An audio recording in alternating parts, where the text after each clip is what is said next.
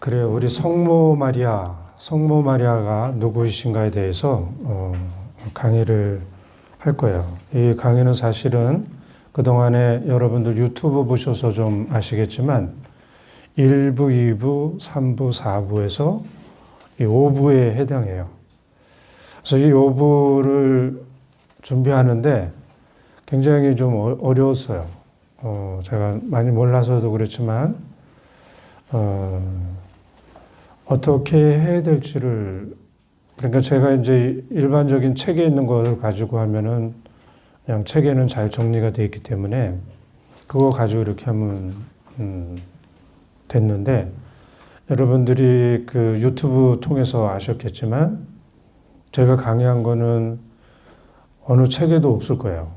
제가 예수님께 자꾸 여쭤보고, 또 제가 강의하는 게 아니고 예수님이 이 세상에 우리나라뿐만 아니고 전 세계에 해주시고 싶은 말씀, 그 말씀을 좀 저를 통해서 해주시기를 간절히 청했고, 그러다 보니까 이제 이미 나와 있는 것들은 아니고 자꾸 들어서 했어야 됐어요. 성모님에 대한 이 강의도 이미 그 교리로 잘 정리되어 있고 또 신학으로 또 잘 정리가 되어 있어요. 그거를 다 빼고 강의를 한다고 하는 건 또 안 되고, 또 그것을 다 가지고 또 하면은 이 강의가 또 좀 안 되고, 그래서 좀 저는 어려웠던 것 같아요. 그래서 그래도 이제 성모님이 누구신지 아는 데는 우리 성모님에 대한 그 4대 교리가 있거든요. 성모님을 누구라고 그러시냐면은 하느님의 어머니라고 그러고, 동정녀라고 그러고, 원죄 없이 잉태되신 분, 그 다음에 또 하늘에 불려오신 분, 승천하신 분이라고 이렇게 얘기를 하고 있어요. 그래서 이 4대 교리를 중심으로 강의를 하게 될 거예요. 여러분들이 아시겠지만 성경에는 성모님의 이 4대 교리가 어디도 언급된 데가 없어요. 그래서 이제 그 개신교를 비롯한 타 종교에서는 성모님의 이 4대 교리를 성경으로 중심으로 하니까, 특별히 다른 뭐도 아닌 성경만 해가지고 그 교리서를 쓴 데에는 성경 안에 4대 교리가 없기 때문에 받아들이려고 해도, 이해를 하려고 해도 굉장히 어려움이 많을 거예요. 그러면 어떻게, 무슨 근거로 가톨릭 교회는 성모님의 4대 교리를 믿을 교리로, 그래서 이 교리를 믿지 않으면 뭐라 그러나요? 이단자라 그러나? 믿지 않으니까 가톨릭 신자로 받아들이기 어려울 정도로 그런 강한 그 교리라고 그래서 그걸 반포해요. 분명히 뭔가 있겠죠? 그래서 이런 사실들을 알아들으려면 이제 우리가 어떻게 해야 되냐면은 성경의 원천이 뭔가, 성경이 어디에서 나왔는가, 그리고 그 성경에 나온 그 원천을 이 가톨릭 교회에서는 뭐라고 부르는가. 근데 이제 그거를 알면 우리는 조금씩 알게 될 거예요. 그래서 이제 성경이 어디서 나왔죠? 성전에서 나왔죠.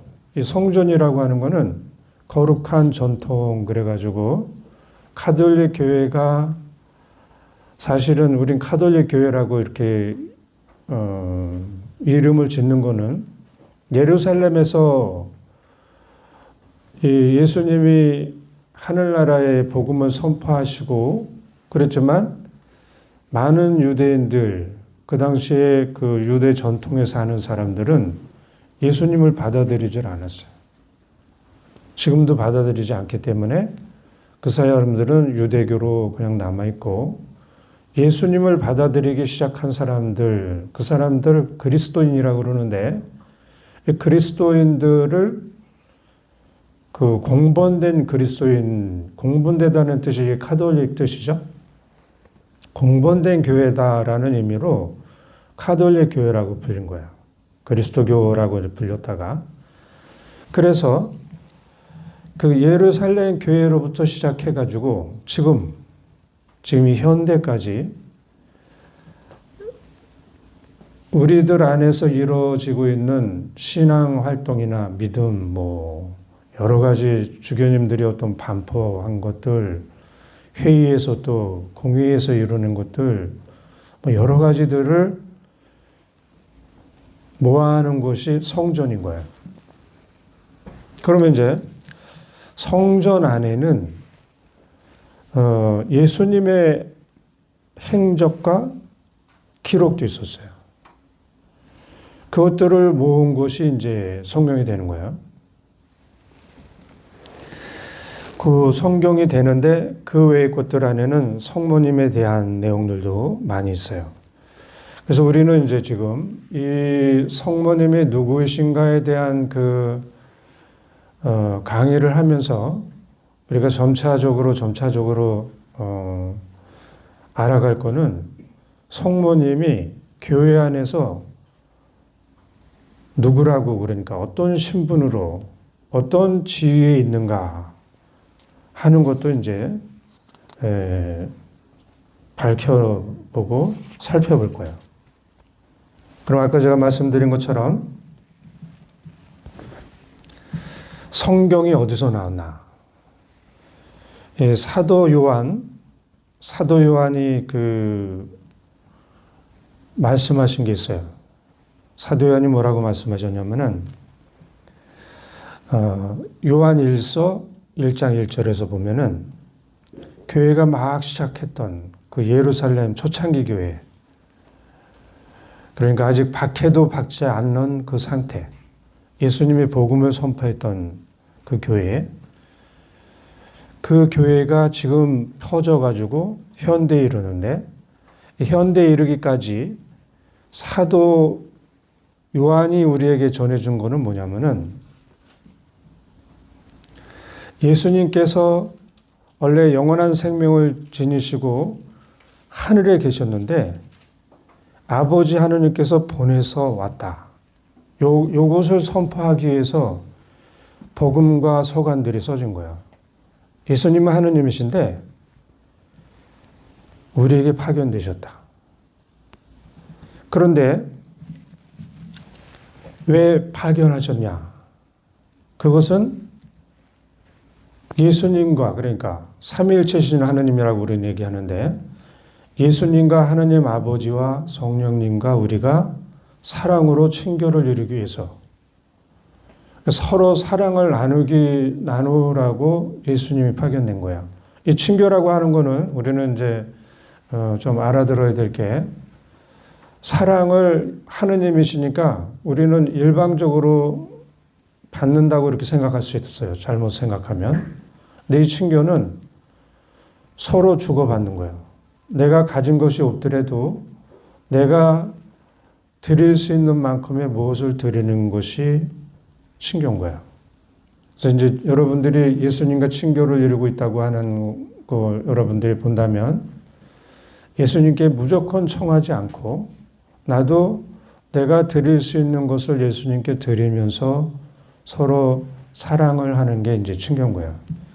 이것이 예수님을 이 세상에 보내주신 그 이유인 거예요.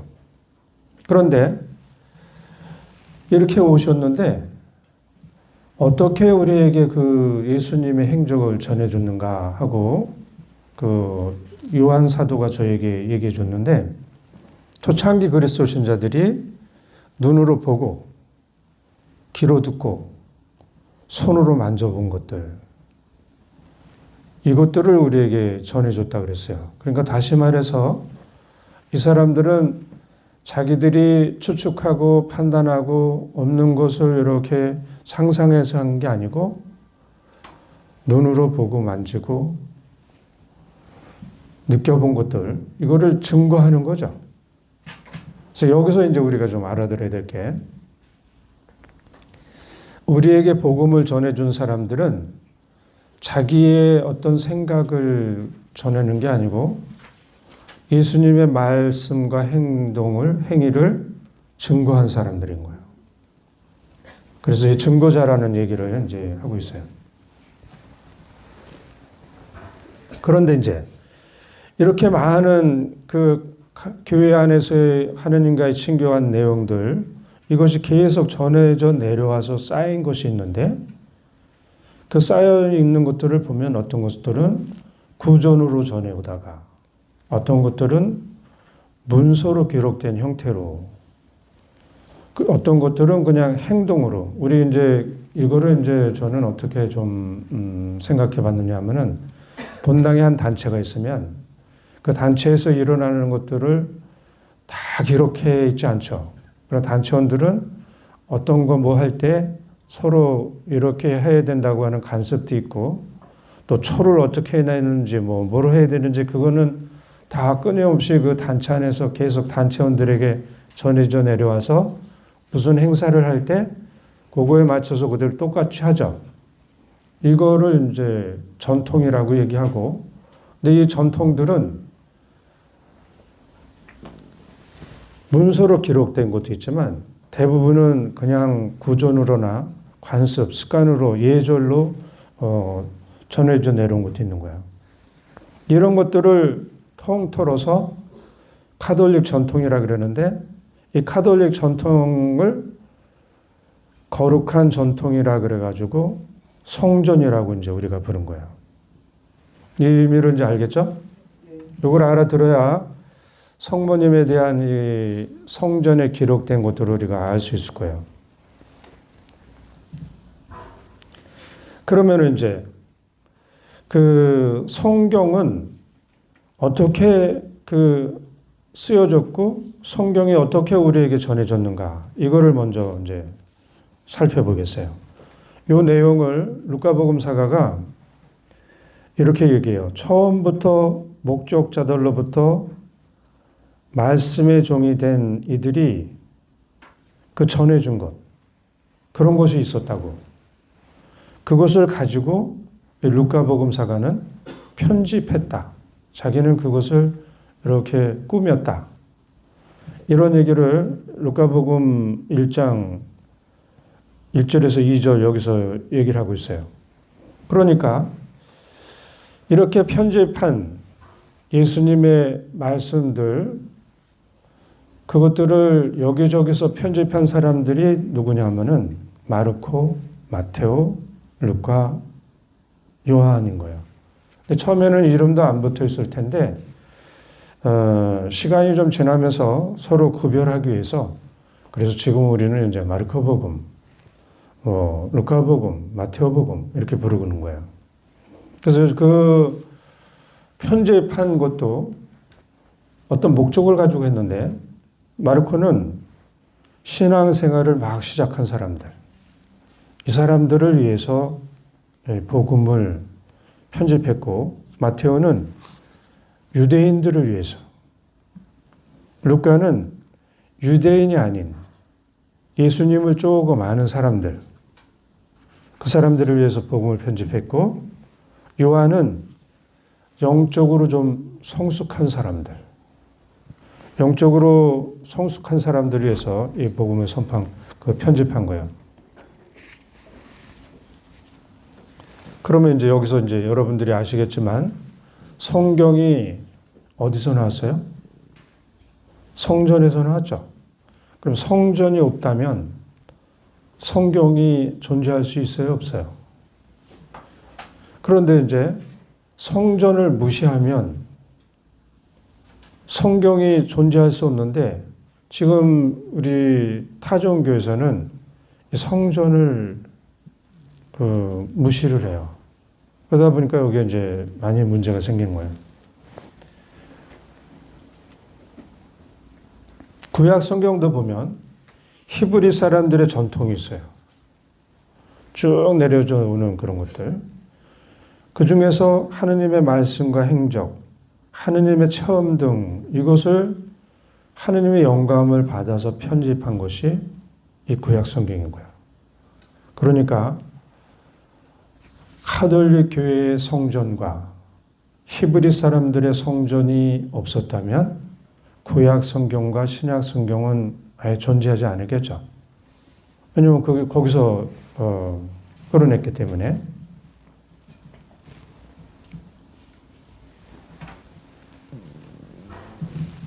그러면 이제 좀 더 구체적으로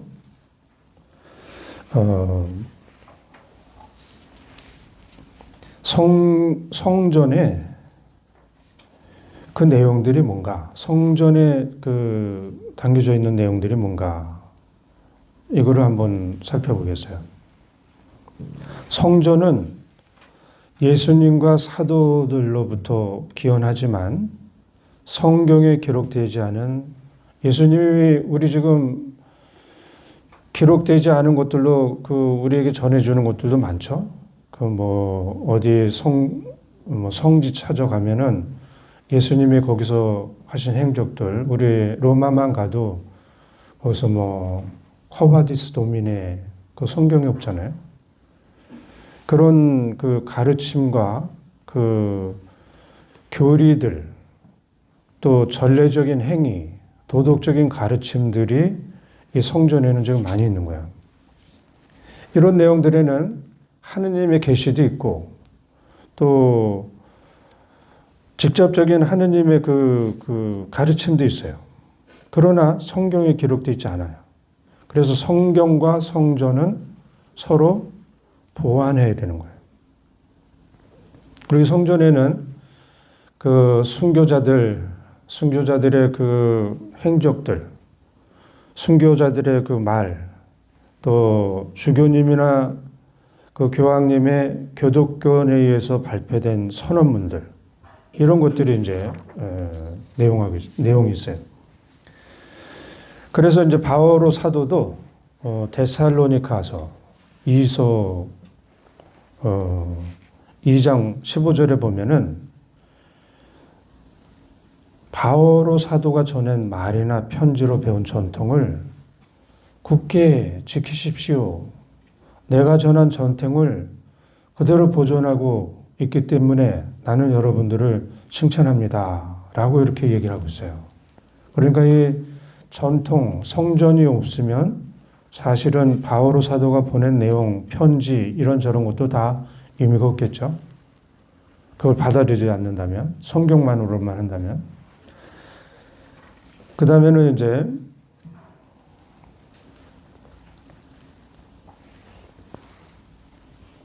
성모님에 대한 걸 한번 보겠어요.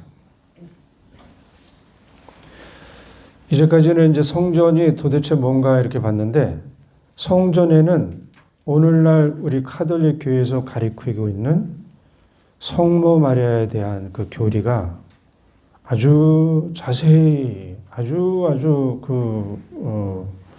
논쟁을 거쳐서 나온 내용들이 성전에 있어요.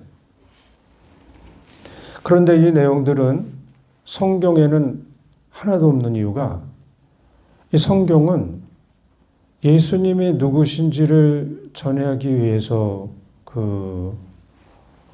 편집한 책이기 때문에 성모님의 그 주인공이 아닌 거예요. 성모님이 가끔 나와도 예수님이 누구신지를 알려주기 위해서 이렇게 등장하는 것이지, 철저하게 예수님이 참 하느님이시고 참 사람이시다는 것을 전해주시기 위해서 이 성경에는 철저하게 예수님을 중심으로 되어 있어요.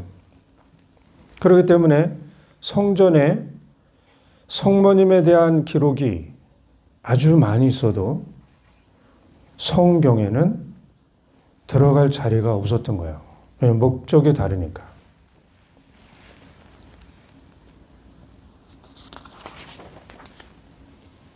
그럼 이제 좀 더 구체적으로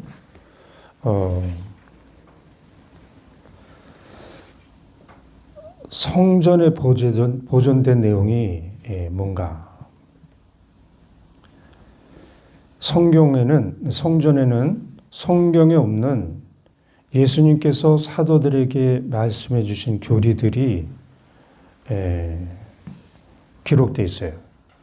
그 가르침과 행위들도 있고, 그 다음에 초대교회에서 이제 누군가 또 가르치는 사람들이 있겠죠. 교리를 하기도 하고, 책을 쓰기도 하고, 이런 분들을 우리는 교부들이라 그래요.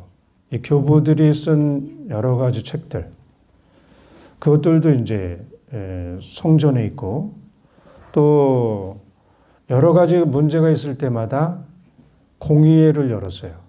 공의회를 소집했는데 공의회를 통해서 공식적으로 선언한 선언문들, 교의들, 그리고 아까 말씀드린 주교님들이나 교황님들이 교회 교도권으로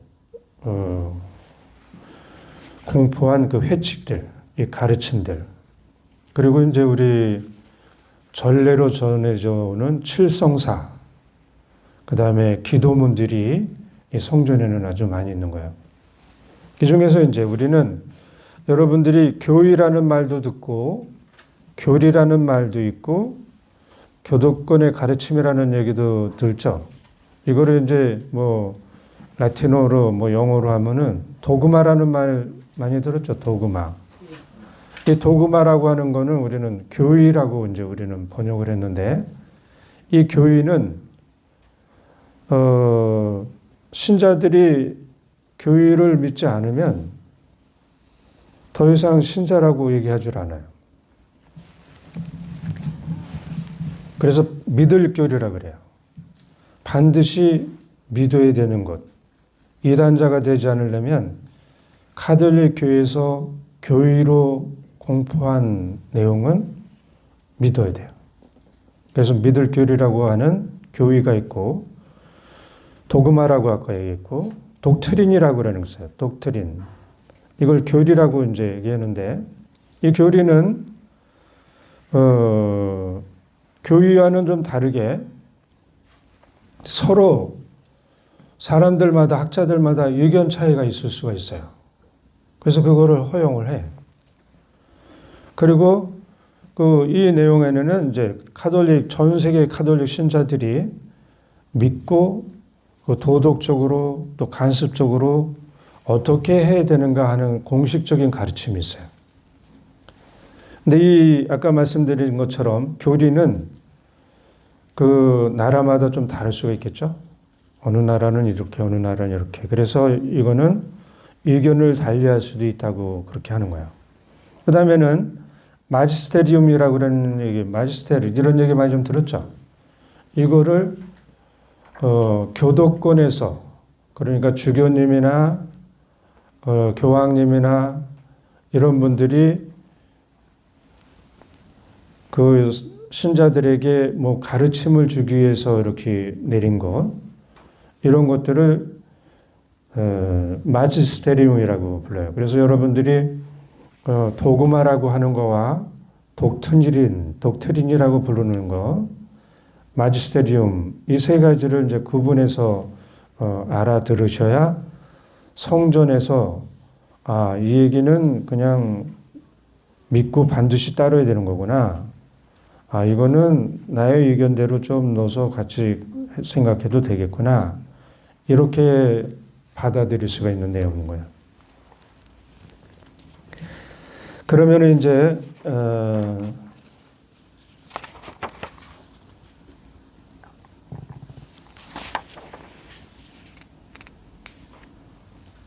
이 부분도 제가 좀 얘기해야 될 것 같네요. 그러면은 이제 성모님을 하느님의 어머니라고 이렇게 부르는데, 그거를 아무 문제 없이 받아들이는 교회가 있고, 또 받아들이지 못하는 교회가 있어요. 그래서 우리는 동방정교회라고 이렇게 부르는 그리스 정교회가 있는데, 여기서는 성모님을 하느님의 어머니라고 아주 매우 공경하면서 완전한 하나님이시며 완전한 인간이신 예수님을 탄생하는데 그 협조자 역할을 했다고 그렇게 얘기를 해요. 그 다음에는 이제 성공회는 이제 우리가 아는 대로 전통적인 성공회가 있고 복음주의 선교회가 있어요. 복음주의 선교회는 또 성경만으로 이렇게 하기 때문에 성공회 안에는 성모님을 하느님의 어머니로 받아들이기도 하지만 또 다른 파에서는 거부를 해요. 이 성공회는 아주 다양해요. 개신교는 우리가 아는 대로 성경만으로 하니까 받아들이질 않아요. 그러나 초대교회 그 개신교에서는 카톨릭하고 똑같이 그 성모님을 하느님의 어머니라고 받아들였어요. 그러면서 이제 시간이 점점 지나면서 오직 성경만으로 한 이 바탕으로 이 성경만 바탕으로 쓰여진 교리서를 반포하면서 성모님에 대한 그 모든 거는 배제하기 시작했어요. 그다음에 이슬람 교회도 성모님을 가장 정의롭고 순수한 여성이라고 이렇게 얘기를 해요. 근데 이슬람교는 예수님을 하느님이라고 믿지 않기 때문에 성모님을 하느님의 어머니라고 부르질 않아요. 그러면 이제 성경과 성모 마리아 이 관계를 한번 보겠어요. 성경에 성모님이 누구신지 명시적으로 이렇게 기록되어 있지는 않지만 그래도 성모님이 가끔 이렇게 등장하는 그 성경이 있어요. 첫 번째 루카복음 1장 43절 엘리사벳이 성모님을 이렇게 맞아들이면서 성모님의 인사 말씀을 듣고 맞아들이는 이 말씀 거기서 엘리사벳은 성령으로 가득 차서 내 주님의 어머니께서 저에게 오시다니 어찌 된 일입니까? 하고 인사를 해요. 여기서 이제 엘리사벳이 마리아를 내 주님의 어머니라고 불러요. 이 호칭은 이제 엘리사벳이 마리아가 하느님의 아들을 잉태했음을 그 영적으로 뭔가 알아차려야지 이렇게 부르겠죠. 그래서 엘리사벳은 영적으로 마리아가 잉태한 아기가 하느님의 아들이라는 것을 이제 알아차린 거예요. 그렇지 않았으면은 내 주님의 어머니라고 부를 수가 없을 거예요. 그래서 태중의 아기가 주님이시고 하느님이시고 아기의 신성을 직접적으로 그 인정한 이 호칭이 바로 내 주님의 어머니라고 부른 거예요. 그리고 이 엘리사벳의 이 인사말에는 구약의 약속이 마리아 안에서 실현되고 있고 메시아께서 마리아를 통해서 오신다는 것을 이렇게 계시하고 있는 내용이죠, 이게. 그 인사말이. 내 주님의 어머니라는 요 한마디로 구약의 그 예언된 메시아가 성모 마리아를 통해서 내려오시고 그래서 그 예언이 실현되었구나. 그렇기 때문에 이 호칭은 예수님이 성모님 안에 있는 아기가 누구인지도 알려주는 그런 호칭이기도 하지만 성모님이 누구인지도 알려주는 이 호칭인 거예요. 그래서 아주 짧게 등장하지만 성모님이 하느님의 어머니시다 하는 것을 알려주는 이 호칭인 거예요. 두 번째는 이제 우리 많이 들은 또 은총이 가득하시니여 기뻐하여라. 주님께서 함께 계신다 하는 루카복음 28장이죠. 그래서 여기서 이제 은총이 가득한 사람, 마리아. 이게 사실은 이제 성모 마리아가 누구인지에 대한 핵심적인 뭐라 그럴까요? 표현인 거예요. 여기에 아직도 열려 있지 않는, 계시되어 있지 않는 성모님이 누구신가에 대한 내용이 있고, 여기서 이 은총이 가득한 사람으로 우리가 지금 배우고자 하는 그 성모님이 누구이신가에 대한 내용도 여기서 많이 풀려요. 성모님이 누구신가 하는 것은 하느님 아버지께서, 아버지 하느님께서 성모님에게 은총을 가득히 주셨는데, 그 가득한 은총 중에는 하느님의 어머니가 될 수 있는 그 은총이 있는 거예요. 그래서 이 하느님의 어머니가 된다고, 여러분들이 이제 어머니신 분들도 있는데, 여러분들 보고 하느님의 어머니라고 부르고, 교회에서도 하느님의 어머니의 지위와 신분을 인정해 준다고 그런다는 것은 이거 그냥 저절로 되지 않겠죠? 하느님이 뭔가 주셨어야지 그게 가능하겠죠? 그러니까 그렇게 되려면 뭐가 있어야 되는데, 그게 바로 은총이 가득한, 하느님께서 마리아에게 은총을 가득히 주셨다는 거야. 이거는 이제 마리아가 하느님의 구원 사업에 협력하기 위해서 순수한 인간으로서는 어떻게 할 수 없었기 때문에 하느님께서는 그 마리아에게 개별적으로 아주 고유하게 그 마리아가 받은 사명, 소명을 잘 수행할 수 있도록 고유한 은총을 주셨는데, 그 은총이 바로 은총이 가득한 사람이 되게 하셨다는 거예요.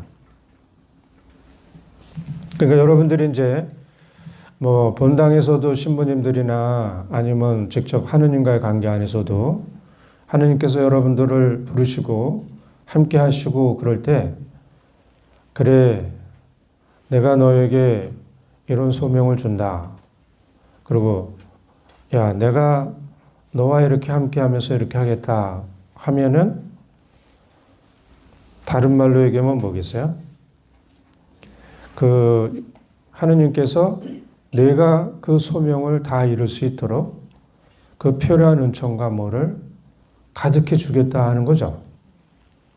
그러니까 하느님 구원 사업의 협력자에게는 그 구원 사업을 협력할 수 있는 은총을 가득히 주시는 거예요. 그게 이제 성모님 안에 이제 나오는 거예요. 그래서 여러분들이 하느님의 일을 하는데 두려워할 필요가 있겠어요? 없겠어요? 없습니다. 왜냐하면은 가득히 주셔서 그분이 하시겠죠. 가득히 주시는 이유는 뭐예요? 하느님의 일을 하면서 목표는 뭐냐면은, 아까 그 복음 선포하는 이유가 뭐라 그랬죠? 복음을 선포하는 이유는 삼위일체신 하느님과 친교를 나누기 위해서라 그랬죠. 서로 사랑하는 관계가 되기 위해서 복음 선포를 하는 거예요. 내가 하느님의 협력자로서 하느님 구원 사업에 함께하는 사람이라면, 그 함께하면서 내가 그 누리게 될 거는 뭐예요? 삼위일체신 하느님과 친교를 나눠 사랑하는 관계가 되는 거야. 그래서 여러분들이 지금 성당에서나 어디에서 뭘 하든지 그걸 하시면서 꼭 해야 되는 건 뭐예요? 하느님과 친교를 나누는 사람. 그게 없으면은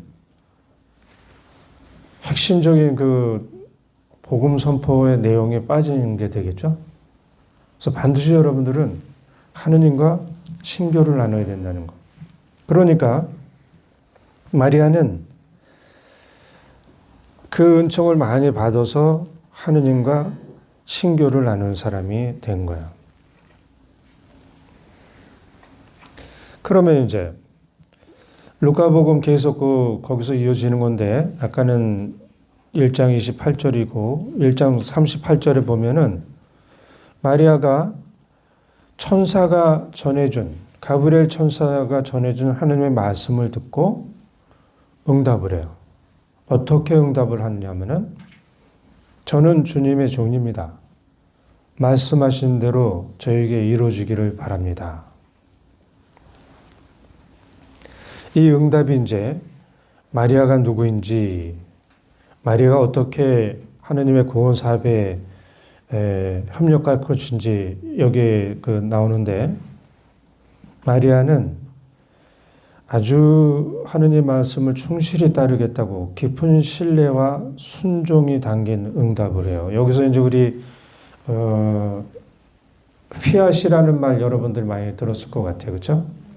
이 피앗이라는 말이 여기서 이제 성모님이 사용을 하는데 이 단어 안에는 마리아가 아버지 하느님 구원 계획에 정말 충실히 협력하겠다 하는 강한 의지를 담고 있는 거예요.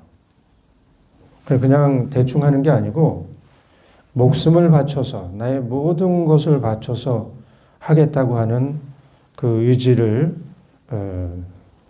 표현을 한 이 마리아의 응답인 거예요. 근데 사실 마리아는 하느님의 뜻을 다 이해하지 못했어요. 그런데도 아버지 하느님을 믿고 긍정적으로, 내가 잘 못 알아듣고 그렇지만 긍정적으로 받아들이는 이 응답이 여기에 있는 거예요. 그러니까 이 피앗이라고 하는 단어에는 하느님께서 시키니까 마지못해서 또 순종해야 되니까 어쩔 수 없어서 하는 게 아니고 또 하느님의 권위에 의해서 그게 강요에 의해서 하는 게 아니고 마리아 자신이 자유롭게 기꺼이 아버지 뜻에 협력하겠다는 이 응답이 여기 있는 거예요. 그래서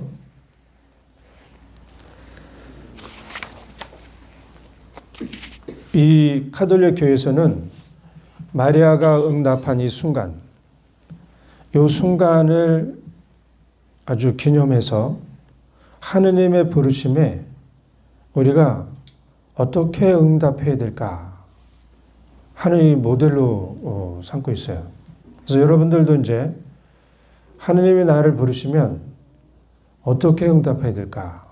하느님의 부르심은 우리 주변에 가까이 있는 여러분들이 신부님이나 사목회 분들이나 여러분들이 있을 거예요. 그분들을 통해서 이제 부르심을 받을 텐데 어떻게 응답할 것인가 하는 거는 이 성모님이 주님의 종입니다. 그대로 제게 이루어지십시오 하는 이 겸손과 순종으로 응답을 해야 된다고 이렇게 보는 거예요. 그래서 이제 성모 마리아, 성모님의 겸손과 순종으로 끝내는 어떻게 됐어요? 영원한 말씀이 있은 예수님께서 사람이 되셨어요. 사람이 되셔서 우리와 함께 계시는 거예요. 그래서 이 역할은 사실은 초대교회, 초창기 교회 신자들은 성모님의 이 역할을 잘 이해했어요. 그래서 성모님의 이 역할이 아주 중요했고, 뭐라 그럴까요? 감사하게 받아들였던 거예요. 성모님은 하느님을 모실 수 있는 살아있는 성전처럼, 성전으로 이렇게 봤고, 또 성모님은 예수님을 잉태하고 낳아 기르신 것처럼 우리 신자들, 그러니까 여러분들, 저를 잉태하고 낳아서 기르실 영적인 어머니로서의 역할로 이게 연결되는 거예요.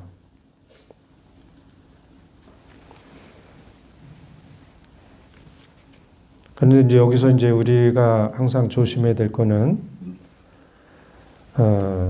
성모님이 그리스도를 이렇게 가리고 성모님이 앞장서서 나와서 하는 그런 그릇된 신심, 이거는 멀리하고, 과장된 신심은 멀리하도록 가톨릭 교회는 언제나 권고하고 있어요. 성모님은 항상 하느님의 계획을 따르는 제자이고, 또 종으로서 하는 역할을 하는 분이시지, 예수님을 또 뛰어넘어서 예수님을 가리고 성모님이 앞장서서 이런 분이 아니라는 것을 여러분들이 잘 아셔야 될 거예요.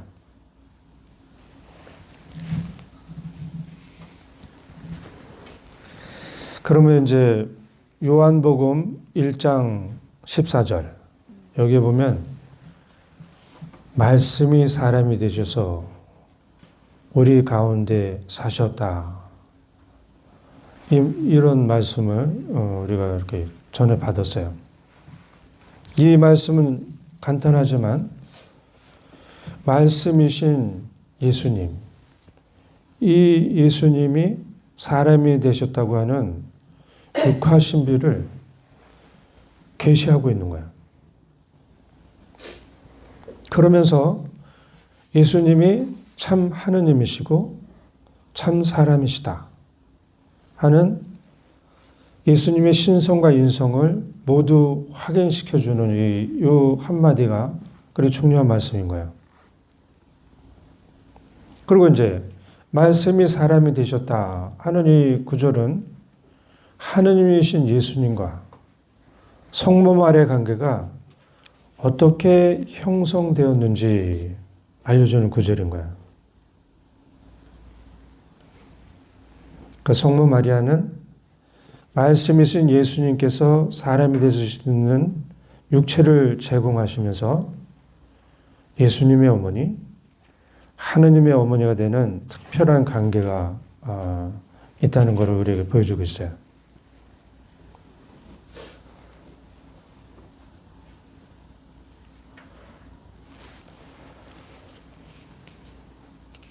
자, 그러면은 이제 다른 것들도 있지만 이건 좀 넘어가고, 성전과 마리아.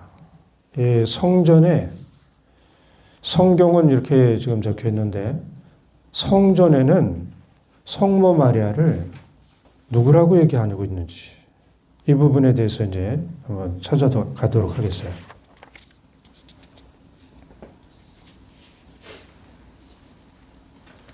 사실은 성전에도 예수님이 누구신지에 대한 엄청난 논쟁이 많았어요. 아주 논쟁이 많았는데 그 논쟁을 하면서 그럼 성모님은 누군가 하는 이 문제도 이제 같이 부연해서 논쟁을 하게 됐는데, 예수님이 누구신지 밝혀지면서 성모님이 누구신지 이렇게 밝혀졌고, 성모님이 또 누구신지 밝혀지면서 우리 신자들이 누구인지, 내가 누구인지도 밝혀진 거예요. 그래서 이제 성모님이 누구신지 밝혀지기까지는 아주 오랜 시간이 걸렸고 굉장히 많은 논쟁이 있었어요. 하느님의 어머니라고 불리기까지 얼마나 많은 논쟁이 있고 얼마나 많은 반대가 있었는지 그거를 이제 찾아보도록 하겠어요.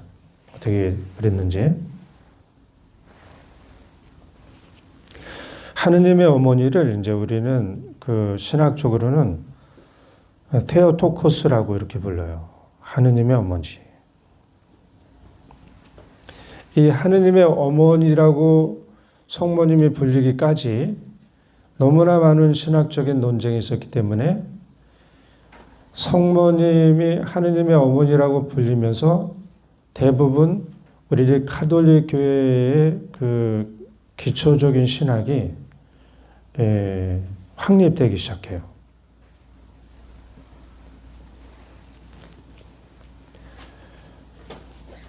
근데 하느님의 어머니라고 불리기 전에 먼저 예수님이 누구신가 하고 이제 질문을 많이 했는데, 예수님은 우리는 누구라 그러죠? 지금 여러분들이 교리를 통해서 아는 대로 예수님은 참 하느님이시고 참 사람이시잖아요. 근데 이거를 믿기까지 너무나 많은 시간이 걸렸어요. 그래서 먼저 성모님이 누구신지를 잘 이해하기 위해서 예수님이 누구신지 이 정의 내린 그런 과정을 살펴봐야 이해가 빠를 것 같아요. 그래서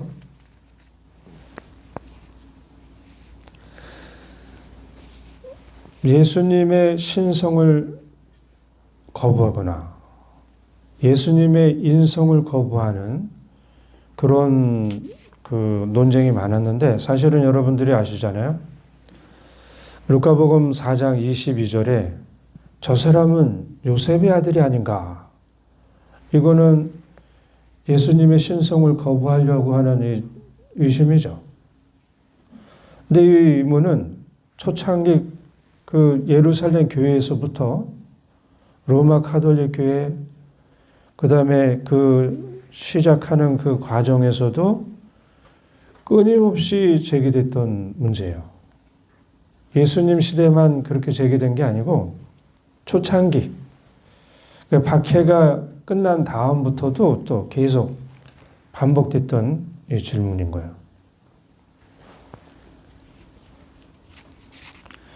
그래서 예수님이 누구신지를 그 질문이 있을 때마다 이 교회는 응답을 했어야 됐어요. 그래서 그 과정을 한번 보겠어요.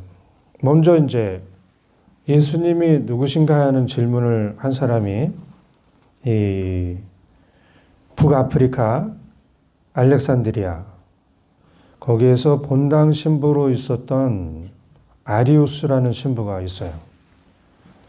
이 신부님이 318년경 예수님은 아버지 하느님과 같은 본성을 지니고 있지 않다 하면서 예수님의 신성을 부정했어요. 처음으로 이제 예수님은 하느님이 아니다, 이렇게 이제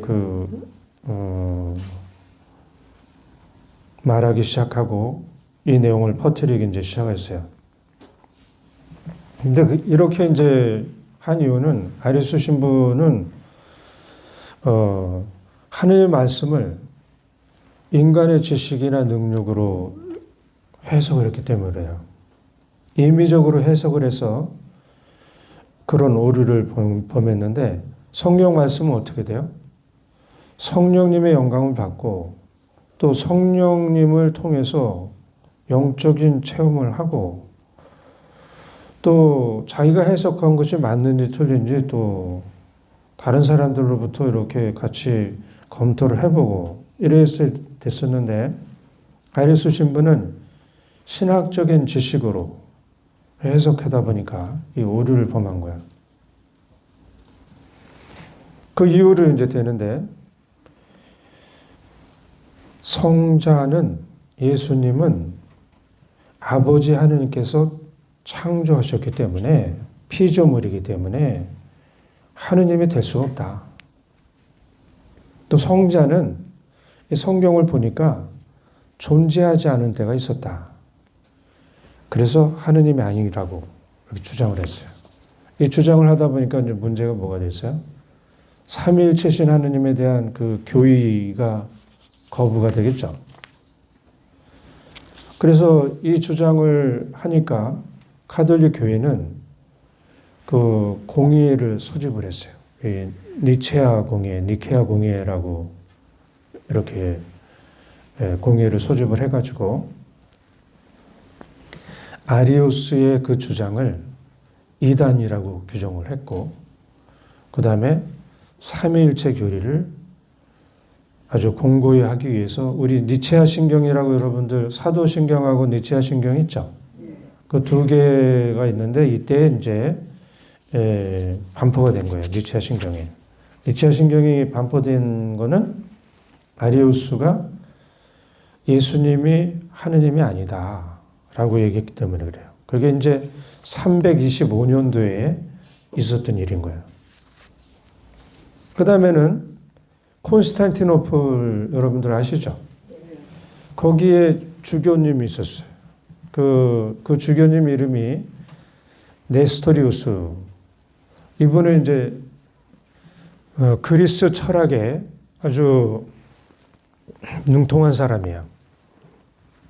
그래서 그리스 철학 안에서 예수님을 이해하려고 했는데 예수님 안에 있는 신성과 인성, 하느님, 인간, 이 모습이 서로 분리되어 있지 않다. 이것까지는 인정하지만 구별되어야 된다. 분리되지는 않았지만 구별되어야 된다고 이렇게 얘기를 했어요. 그러니까 예수님 안에는 두 개의 본질, 그러니까 신성과 인성이 있는데 마찬가지로 그 신격과 인격도 있어요. 그렇기 때문에 구별되어야 된다고 이렇게 주장을 했어요.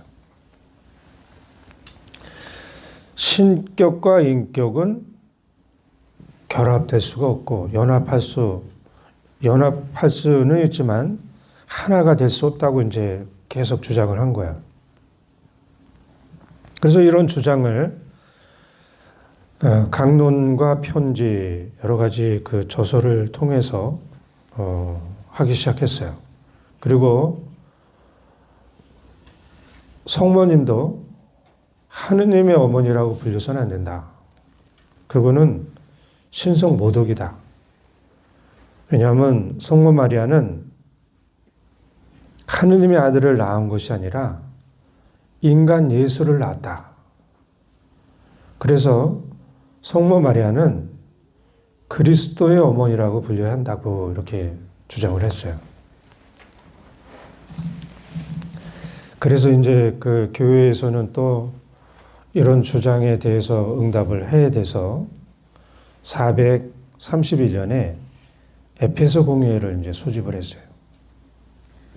그래서 네스토리스의 주장을 이단이라고 규정을 하고 예수님 안에서의 신성과 인성은 혼합되지도 않고 분리되지도 않는 완전한 한 인격체라고 이 선언문을 발표를 했어요.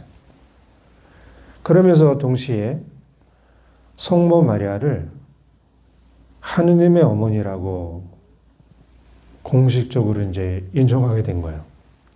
사실은 이 콘스탄티노플 교회 신자들은 굉장히 좀 혼란스러웠을 거예요. 그동안 다 성모님을 아무 문제 없이 하느님의 어머니라고 이렇게 부르고 이렇게 살았는데 그러면은 신성 모독이라고 그러니까 그것도 주교님이 신성 모독이라 그러니까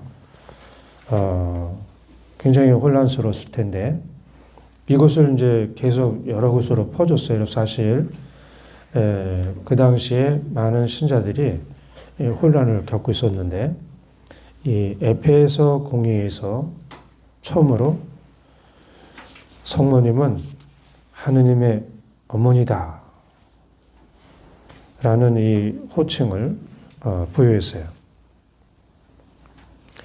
이 하느님의 어머니라고 하는 이 호칭 안에는 뭐가 있어요? 예수님이 참 사람이시고 참 하느님이시라는 이 교의가 함축되어 있는 이 호칭인 거예요. 그래서 단순히 성모님에게 부여한 호칭이 아니고 예수님이 누구신가를 알려주는 호칭이기도 한 거예요.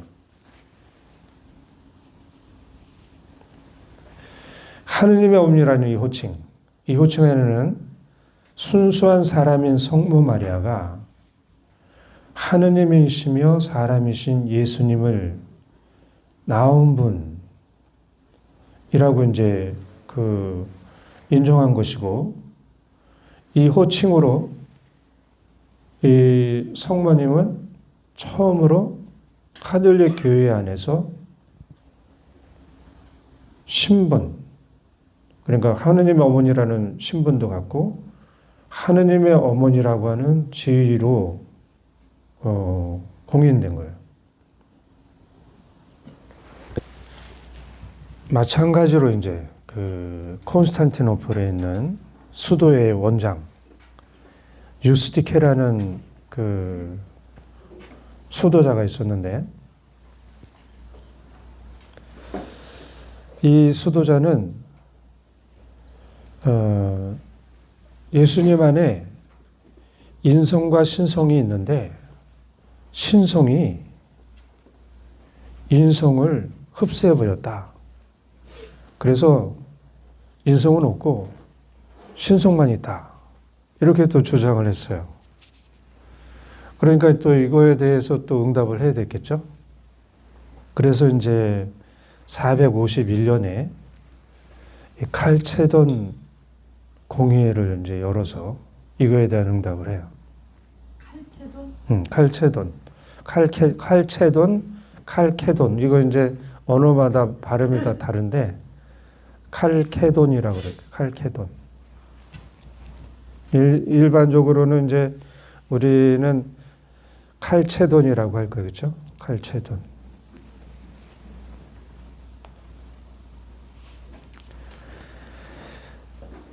그 결과 또 어떻게 하겠어요? 삼위일체에 대한 교리, 그리스도의 신성과 인성 간의 관계를 정의했던 그 니케아 공의회, 콘스탄티노플 공의회, 그다음에 에페소 공의회 결정을 다시 한번 확인했어요. 이 칼체돈 공의회는 앞에 있는 공의회가 선포하고 그 결정한 정의 내린 거를 다시 한번 확인했고, 그래서 그 결과는 예수님은 참 하느님이시고 참 사람이시다. 성모님은 하느님의 어머니시다.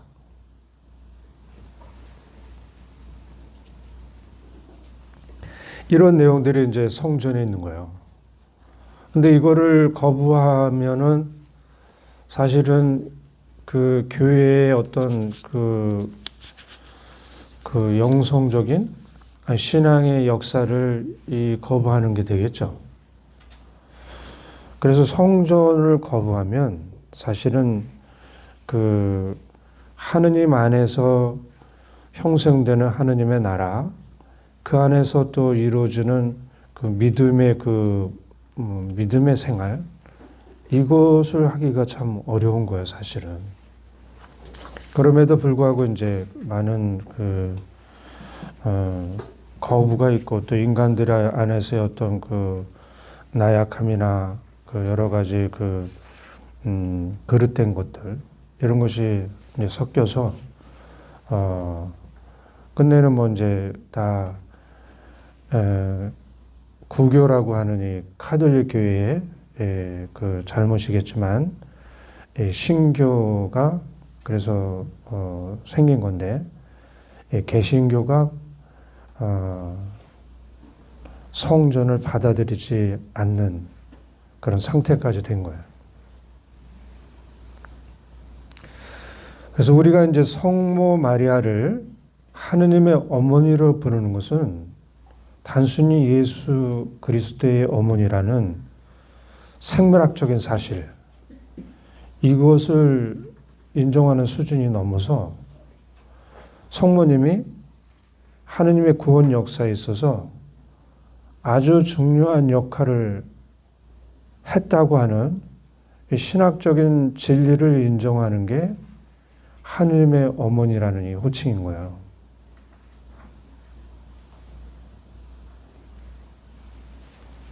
그러면 이제 성모님과 삼위일체이신 하느님의 관계를 한번 보겠어요. 성모님은 예수님하고만 관련 있는 호칭이 아니고 하느님 아버지도 또 성령님도 깊게 관련되어 있는 이 호칭인 거예요. 하느님의 어머니라고 하는 이 호칭은. 그러면 먼저 하느님 아버지와 하느님의 어머니이신 성모 마리아, 이 관계를 보도록 하겠어요.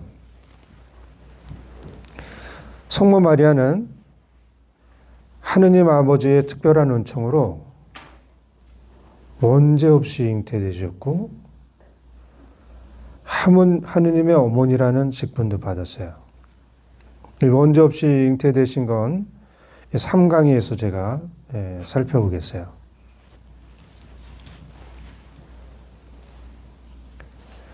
이런 은총들은 하느님 아버지께서 마리아를 통해서 인간을 구원하시기 위해서 베풀어 주신 특별한 은총인 거예요.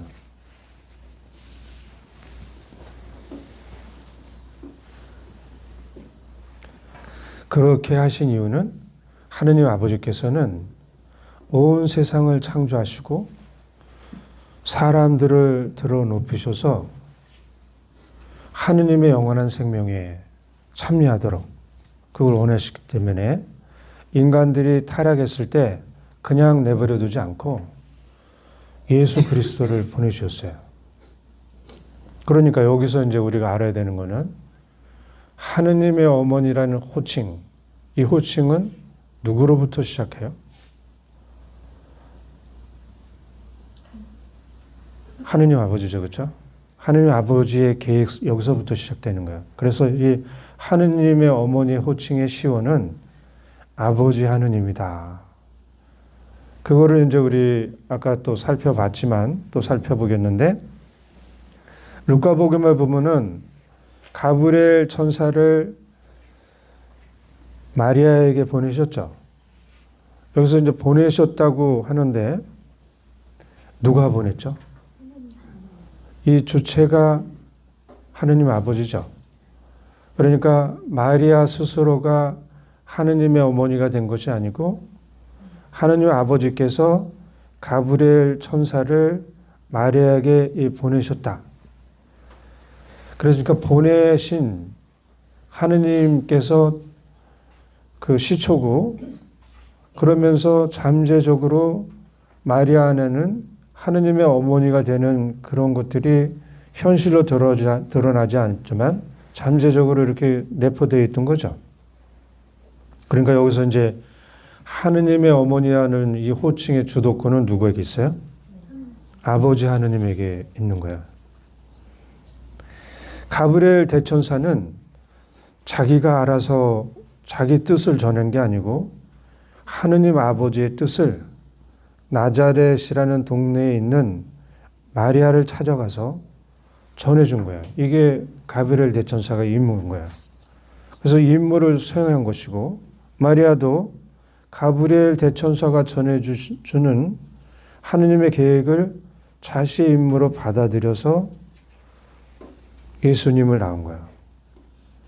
그래서 우리 여기서 이제 명확하게 드러나는 것은 하느님 아버지께서 주도적으로 구원 계획을 세우시고 이루시기 위해서 당신이 창조하신 그 한 사람, 마리아를 협력자로 개별적으로 선택을 한 거예요.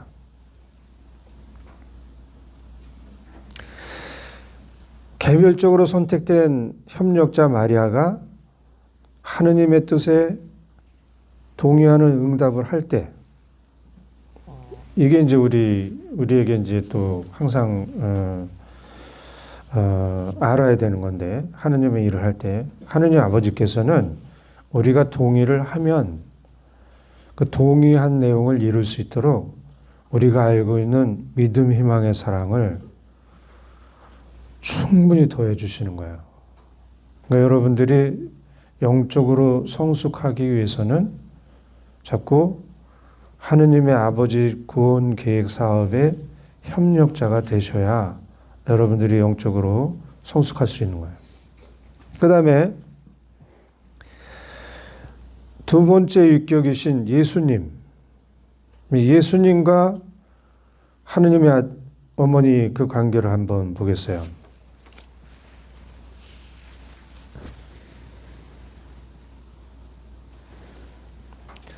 먼저 그 루카복음 1장 26절에 보면은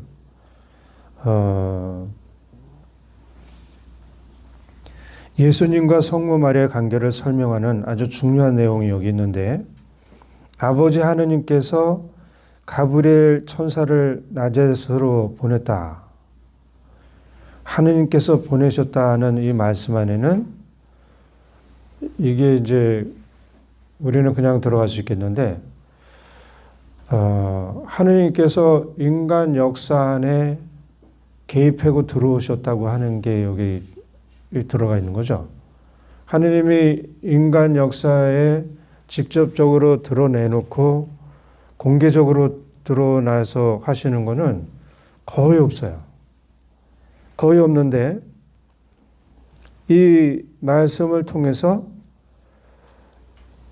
인간 세상의 역사 안에 하느님께서 드러내놓고 개입하고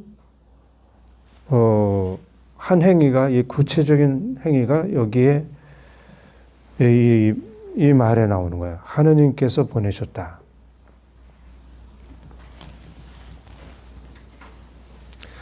그래서 이제 직접적으로 보내시면서 끝내는 마리아를 예수님의 어머니로 꼭 집어서, 그래서 이거를 이제 우리 신학 안에서는, 또 그 공예문헌에서는 예정된 어머니다, 예정된 예수님의 어머니다.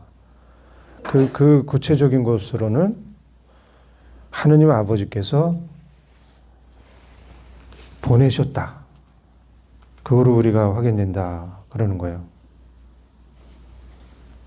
그래서 하느님 아버지께서 직접적으로 개입하신 이유는, 그러니까 우리가 이제 하와가 죄를 져서 우리가 하느님과의 관계가 멀어졌고 죽음으로 이렇게 갔는데, 이것을 그냥 내버려 두지 않고 구원하시기 위해서 직접적으로 개입하셨다.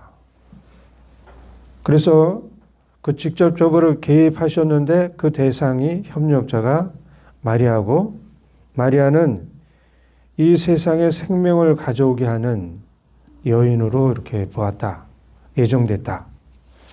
이 내용이 이제 예수님과의 관계 안에서 있는 거예요. 그래서 성모님은 하느님의 뜻을 몸과 마음으로 받아들여서 세상의 생명을 낳으시고 예수님의 어머니로, 하느님의 어머니로 예정된 여인이다 라고 이제 교회 현장에서 얘기하고 있어요. 그 다음에는 이제 동의한 예수님의 어머니. 이것도 우리가 아까 살펴본 건데,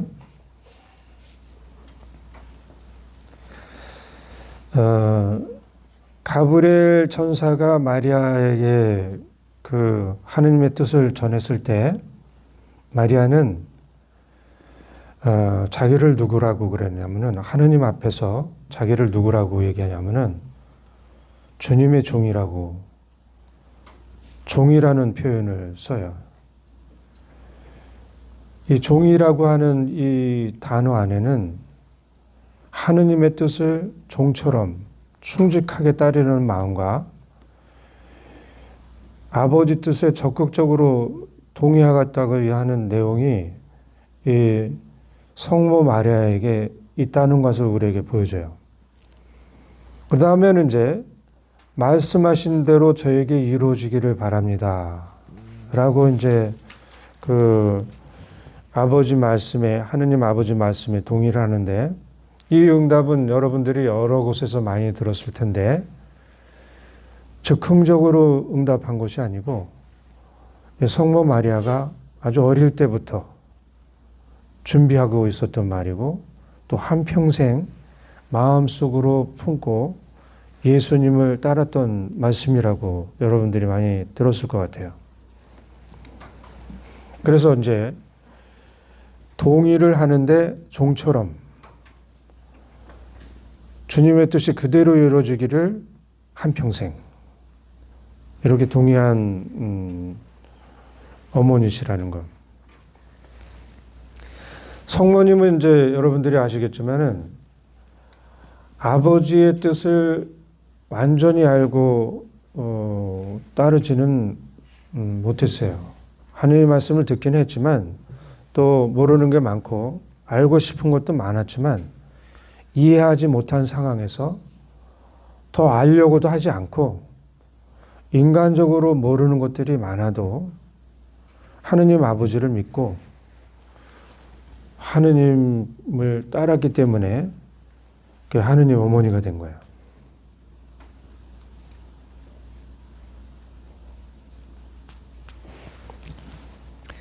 구원활동가 예수님의 어머니 이 부분을 또 한번 살펴보겠어요. 예수님과의 관계 안에서 시메온이 예언을 하잖아요. 성모 마리아가 성전에서 예수님을 이렇게 봉헌하고 할 때 시메온은 예수님은 반대받는 표적이 되고 성모님은 칼에 찔릴 것이라고 예언을 해요.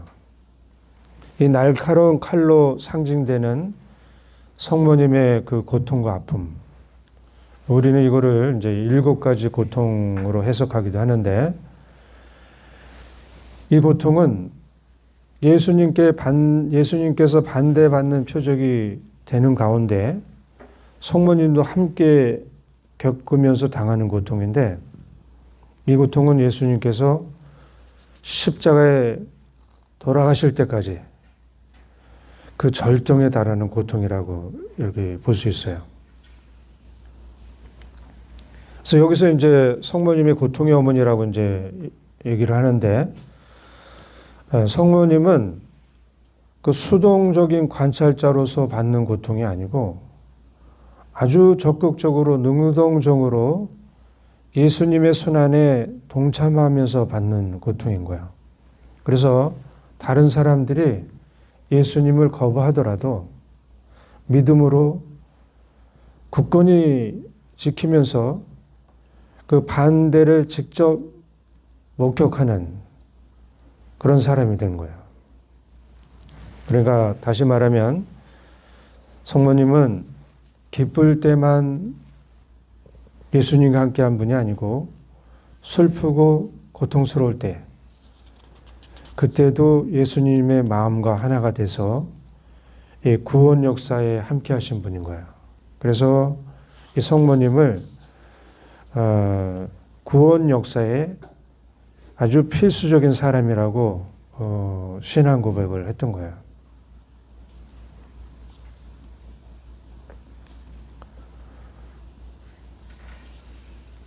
성모님은 이제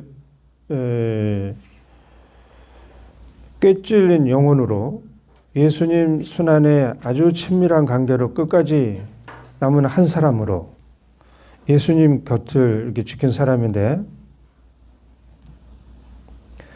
성모님은 사람들이 예수님을 받아들이든 거부하든 관계없이 한결같이 예수님 곁에서 있으면서 이 반대하는 사람들의 마음이 성모님을 통해서 그 마음속에 드러나게 하신 분인 거예요. 사실 성모님은 우리가 아는 것처럼 그 시메온이 예언을 했지만 언제 어떻게 마음이 칼로 꿰뚫릴지 몰랐어요. 아무것도 모르고 또 성령님께서 한 말씀 해주시고 한 말씀 해주시는 걸 따라서 그렇게 따라갔는데 그러면서 사실은 예수님을 키우고 예수님을 따라가셨어요. 근데 여기서 이제 우리가 이제 한 가지 알아야 되는 건 내가 하느님의 계획을 꿰뚫고 있다. 그러면 나는 하느님의 뜻을 잘 이룰 수 있다. 이렇게 생각할 수 있겠지만 우리 인간은 하느님의 뜻을 내가 아주 철저히 잘 이해했고 잘 알고 있어도 하느님의 뜻을 실천할 수 있는 그 능력이 없는 사람인 거예요, 우리는. 그래서 구원 계획을 내가 잘 알기 때문에 나는 예수님을 잘 따를 수 있고, 구원 계획을 잘 모르기 때문에 나는 예수님을 잘 따를 수 없다고 생각하는 것은 잘못됐다고 하는 걸 우리가 알아야 돼요. 그래서 이제 이거는 이제 우리 신자들 전체에게도 이렇게 적용되는 건데, 어떤 사람이 교리도 잘 몰라. 교리도 잘 모르고 또 뭐라 그러죠? 배운 것도 없어. 그렇기 때문에 하느님의 뜻을 잘 따를 수 없다라고 생각하는 것은 잘못된 걸 알아야 돼요. 성모님이 우리보다도 더 모르는 게 많았을 거야. 아무것도 모르는데도 하느님의 사랑을 믿고 따르면서 하느님의 어머니가 된 것처럼 우리도 내가 많은 것을 알아야 되고, 또 그것을 안 다음에 나는 예수님을 따를 수 있다라고 생각하는 것은, 여기서 자꾸 말씀드리면서 여러분들이 알겠죠? 아무리 잘 알아도 우리는 그것을 실천할 수 있는 능력이 없어요. 그래서 잘 알고 모르고 이것이 그 신앙생활의 핵심이 아니고, 예수님께서 나를 이끌어 주시고 또 내가 할 수 없는 것들을 다 이루어 주신다고 하는 그 믿음으로 따라가야 성모님처럼 예수님을 마지막 순간까지도 따라갈 수 있는 사람이 될 거야. 그리고 사실은 저도 그렇고 여러분들도 그렇고, 예수님이 아무리 우리 인간들에게 잘 알 수 있도록 잘 설명해 준다고 해도 우리는 못 알아들어요. 하느님의 뜻이 깊으면 깊을수록 우리는 하느님의 뜻을 인간의 능력이나 언어로 알아들을 수가 없어요.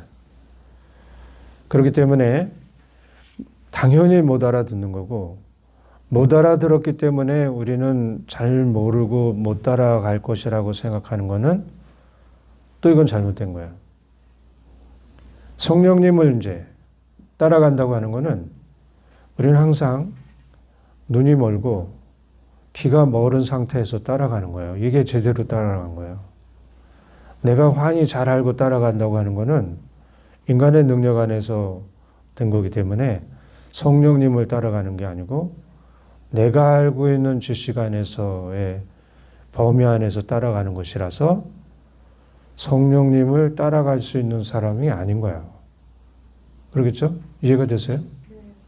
왜냐하면 자기가 아는 대로 자기가 하는 만큼만 하려고 하다 보니까 성령님 앞에서는 우리는 눈 멀고 귀 먼 사람인데, 믿고 따라가야, 특별히 온전히 내 맡겨야 성령님께서 우리를 그 품에 안고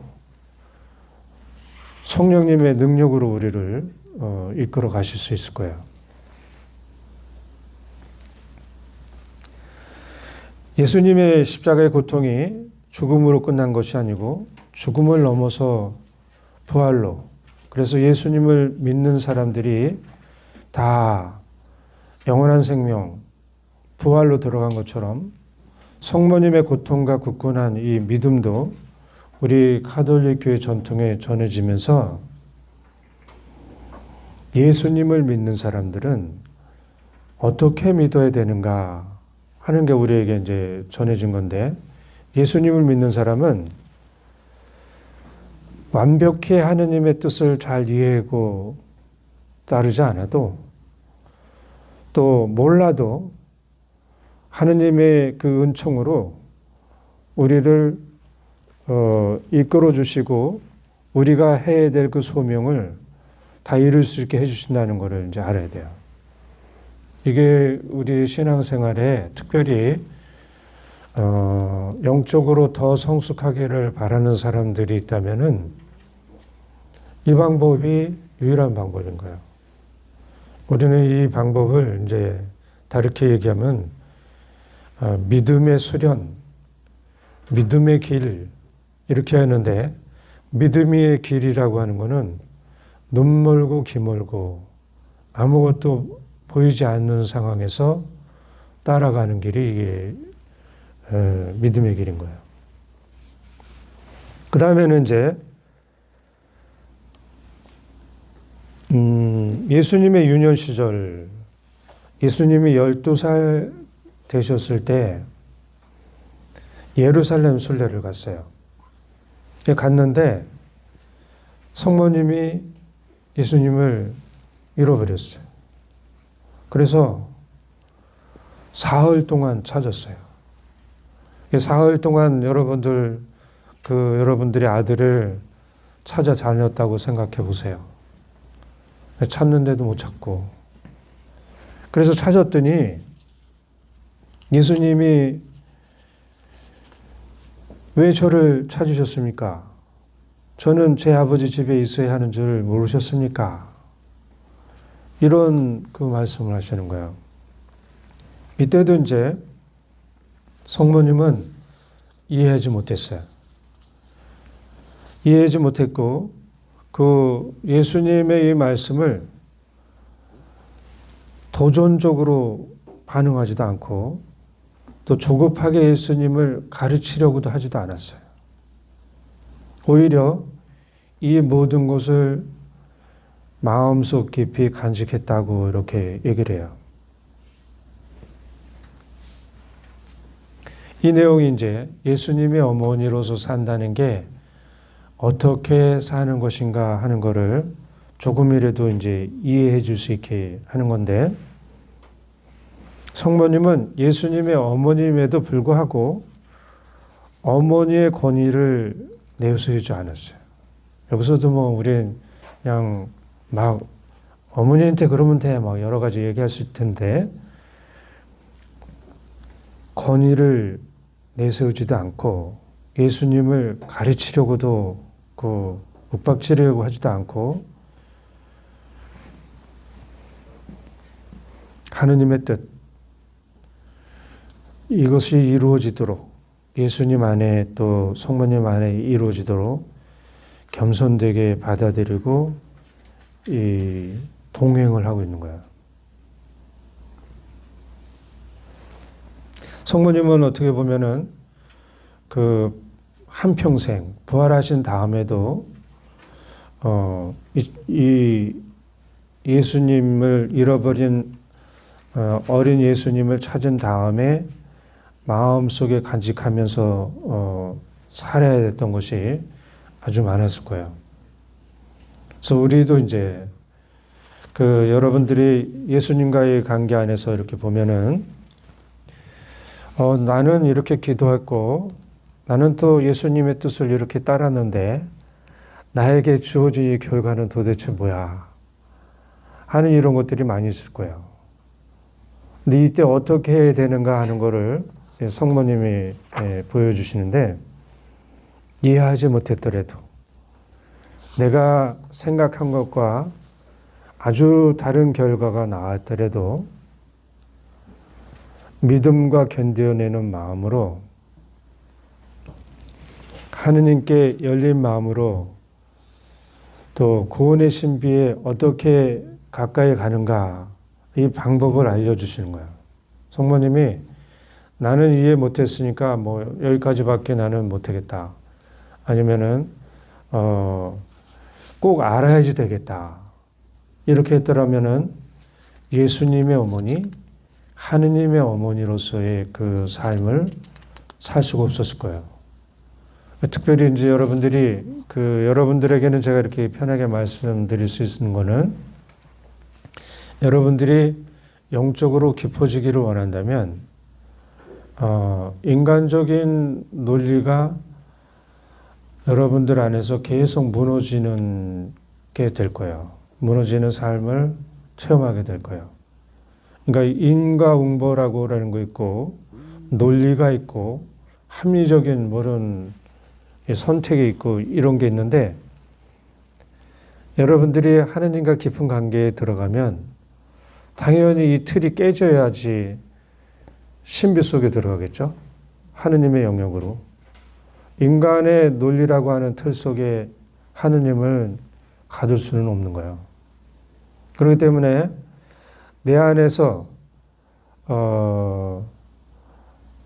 이런 일은 인간적으로는 일어나면 안 되는데 하는 일이 여러분들한테 일어났는데 여러분들이 그거를 거부하지 않고 예수님, 지금은 제가 잘 몰라도 그것을 받아들입니다. 그리고 주님의 뜻이 이루어지기를 바랍니다. 이렇게 할 때 인간의 논리가 깨지면서 거기에 하느님의 그 뜻이 들어갈 수 있는 자리가 있겠죠. 그런데 저는 이거는 도저히 받아들일 수가 없습니다. 이거는 말도 안 됩니다. 그래서 저는 이건 못 받아들입니다. 그러면 어떻게 되겠어요? 인간으로 그냥 남아있는 거예요. 근데 여러분들이 인간이 가지고 있는 여러 가지 틀이나 논리, 이치 이런 것들을 어느 때 예수님이 그걸 치고 들어오시겠죠. 하느님이시니까. 예수님이 우리에게 원하시는 건 뭐예요? 하느님처럼 되는 거예요. 하느님의 아들, 딸. 그러다 보니까 그런 것들을 치고 들어오시는데 여러분들이 그것을 어느 날 예수님, 제가 이거를 저는 이렇게 생각하는데 주님의 뜻이 그렇다면 제가 받아들이겠습니다. 하고 이게 받아들일 때 여러분들이 하느님 사람이 되고 여러분들 안에 하느님의 그 뜻이 이루어지는 거예요. 하느님의 뜻이라고 하는 거는 그 우주 만물, 우리 굉장히 우리 우주 얘기만 해도 계속 팽창된다니까 굉장히 크다 그러는데 그거는 하느님이 보시기에는 그거는 한계가 있는 거죠. 그거보다 더 무한한 하느님이 여러분들 안에 들어오셔서 그 무한성으로 여러분들을 이렇게 그 양성하고 그런 사람이 되게 한다는 것은 반드시 그런 일이 이루어질 수밖에 없을 거예요. 그래서 그거를 이제 성모님은 아주 잘하셨어요. 성모님이 가브리엘 천사를 만났을 때도 어떻게 그런 일이 있을 수 있겠습니까? 질문했는데 또 가브리엘 대천사가 얘기를 했지만 알아들을 수 있는 내용도 아닌 거예요. 그랬는데 그냥 주님의 종입니다. 그대로 제게 이루어지십시오. 이 순간순간에 성모님은 인간이 가지고 있는 그 여러 가지 한계라 그럴까요? 하느님과는 도저히 함께 할 수 없는 그 한계와 틀이 있는데 이 틀들을 이렇게 부셔버릴 수도 있고 열고 예수님을 받아들이고 그런 거를 아주 많이 하신 거예요. 잃어버린 아들 예수를 만나서도 그 모습이 또 보이죠. 그러니까 여러분들이 언제 기뻐해야 되는가 하면은 여러분들이 아주 철저하게 믿고 있던 그 신념들, 또 여러분들이 철저하게 지키고 있었던 어떤 생각들, 이것들이 완전히 깨져나가고 박살날 때 그 자리에 예수님이 자유롭게 계실 수 있는 거예요. 그러면 이제 가나의 혼인잔치 한번 보겠어요. 가나의 혼인잔치에서 예수님 어머니 뭘 어떻게 하셨나? 이 혼인잔치에서 성모님은 딱 두 마디를 하셔요. 예수님께 포도주가 없구나. 이 말씀하시고 사람들에게는 그가 시키는 대로 하여라. 이렇게 말씀하시는데 이 말씀으로 예수님께서 물을 포도주로 바꾸시는 첫 번째 기적을 행하게 하셔요. 근데 이 의미는 또 뭐냐면 예수님이 하느님이시다 하는 것을 공적으로 드러나게 한 이 사건인 거예요. 그냥 예수님은 다 그냥 인간처럼 이렇게 보고 있었는데 예수님은 하느님이시다, 하느님이시다. 이거를 공언한 것이 물을 포도주로 만든 사건인 거예요. 여기에 성모님이 이제 함께 하시는 거예요. 포도주가 없구나 하는 이 단순한 말은 성모님이 누군가를 또 알려줘요. 성모님은 예수님의 구원 사업에서 자녀들의 문제를 알아차리고 예수님께 그 문제를 알려주는 사람. 그러니까 여러분들이 이제 문제가 있을 때 여러분들이 우리가 이제 가장 잘못하는 거는 저도 이제 이걸 너무 많이 해서 아는데 어떤 문제가 있으면 내가 하려고 그러는 거예요. 절대 할 수 없는데. 지난번에 제가 한번 말씀드렸잖아요. 나는 죄를 짓지 않을 수 없다. 이거 얘기했죠. 우리 인간은 죄를 짓지 않을 수가 없어요. 근데 죄를 짓지 않으려고 희생극회하면은 죄를 짓지 않을 수 있을까?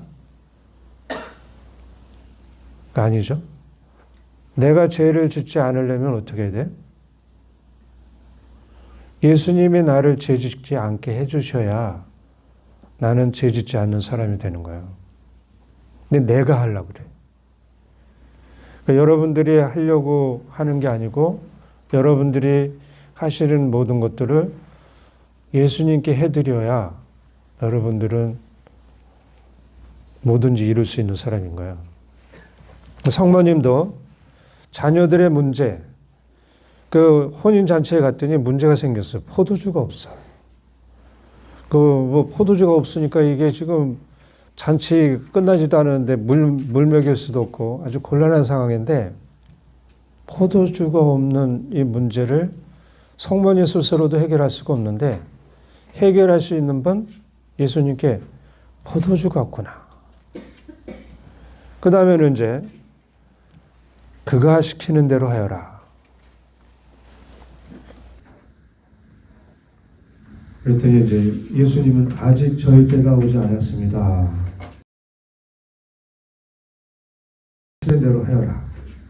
이 말씀은 저는 이 말씀을 이렇게 보니까 저는 주님의 종입니다. 말씀하신 대로 저에게 이루어지기를 바랍니다. 하느님 말씀하고 그가 시키는 대로 하여라 하는 거 이게 같은 맥락으로 보였어요. 성모님은 예수님에 대해서 잘 몰라요. 예수님은 아실런지 몰라도. 그러나 자녀들의 사정은 잘 알고 계셔요. 그리고 성모님은 예수님의 때는 잘 모르지만 예수님의 능력과 메시아의 사정은 잘 알고 계셨어요. 그래서 예수님의 때를 앞당겨서 예수님이 하느님이심을 드러내는 물을 포도주로 바꾸는 첫 번째 기적을 행하시게 하실 수 있었어요. 그러니까 성모님은 예수님께서 메시아로서 공생활을 시작하도록 전구하는 역할을 여기서 하신 거예요. 성모님이 누구? 전구자라고 그러는데 성모님은 예수님과 함께 하시면서 예수님이 하느님의 아들 메시아로서 그 공생활을 시작하는 그 첫 번째 전구를 하신 분인 거예요.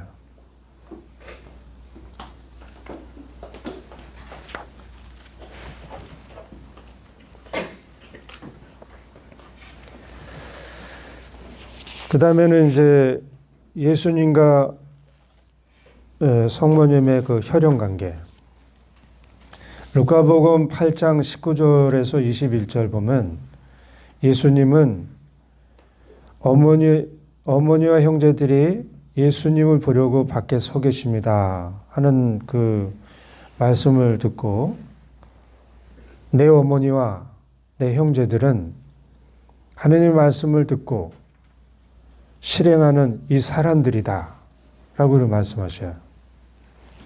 예수님의 이 말씀은 그냥 들으면 인간적인 가족 관계를 무시하는 것처럼 보이는 이 말씀이에요.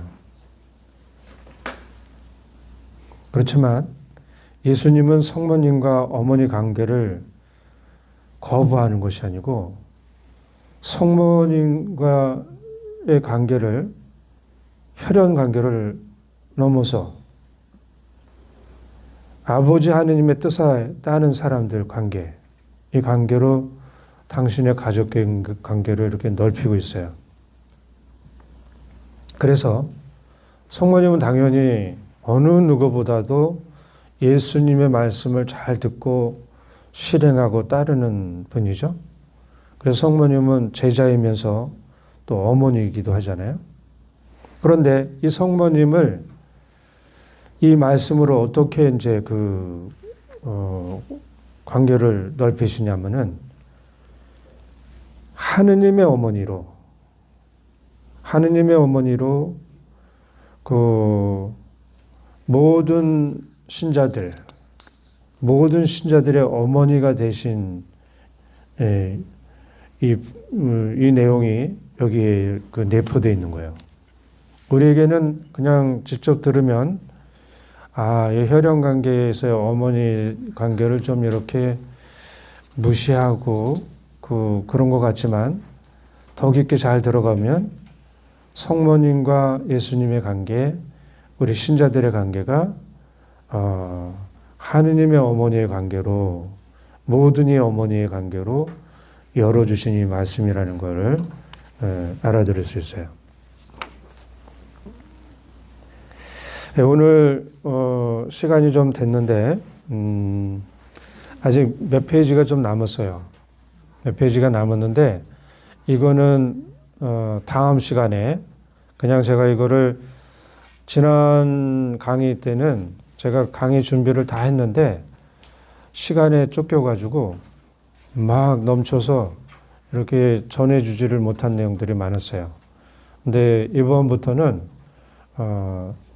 보다 더 충실하게 이렇게 하면서 그냥 확 지나가서 없애지 않고 학교 수업처럼 우리 지금 이게 한 몇 시간이죠?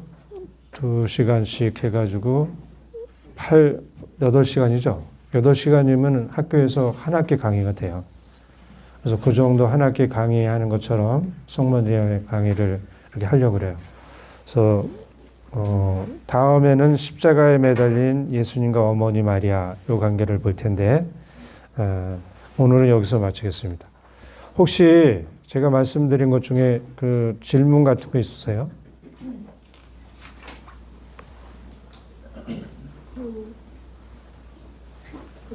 신경이나 성전하고 그 관계를 지금 신부님께서 이렇게 해주신 거가 책을 본다 그러면 어떤 책을 보는 게 도움이 될까요? 성전과 성경. 네네. 제가 책을 본 게 아니라서 그리고 이제 사실은 외국 서적을 봤어요, 저는. 우리나라 거보다는. 그러다 보니까 좀 말씀드리기가 그런데, 아마, 교회신학 책에, 우리 이제 교회신학이라는 책이 있거든요. 거기에 많이 있을 거예요. 그리고 카톨릭 교회 교리서에 성전과 성경 치고 들어가도 거기도 또 잘 설명되어 있어요. 예. 성령으로 잉태하신 예수님이시고 성령으로 이제 성모님께서 이제 미리 성령님을 처음하신 그런 상태에서 성령님과 함께 지내시면서 했는데 제가 어디에서 성령 강림 때 성모님께서도 성령을 받으신 거라고 처음으로 그런 식으로 얘기를 하시는데 어떤 게 사실인가요? 그거는 잘못된 것 같아요. 그러니까 성령 강림일에 그 성모님이 처음으로 성령님을 받았다고 하는 내용은 확실하게 틀린 게, 예, 다음 시간에 제가 성령님과 성모님의 관계를 얘기할 거예요. 여기 이제 성령님이 성모님의 정배라고 얘기를 하거든요. 정배. 정배라고 그러면 그냥 말이 좀 그러지, 신랑이라는 거예요. 성모님의 신랑이 누구? 성령님이라 그러는데,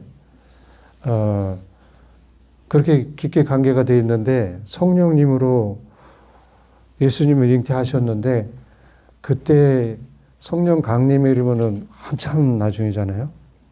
그거는 잘못된 거예요. 명확하게. 네. 또 다른 질문 있어요?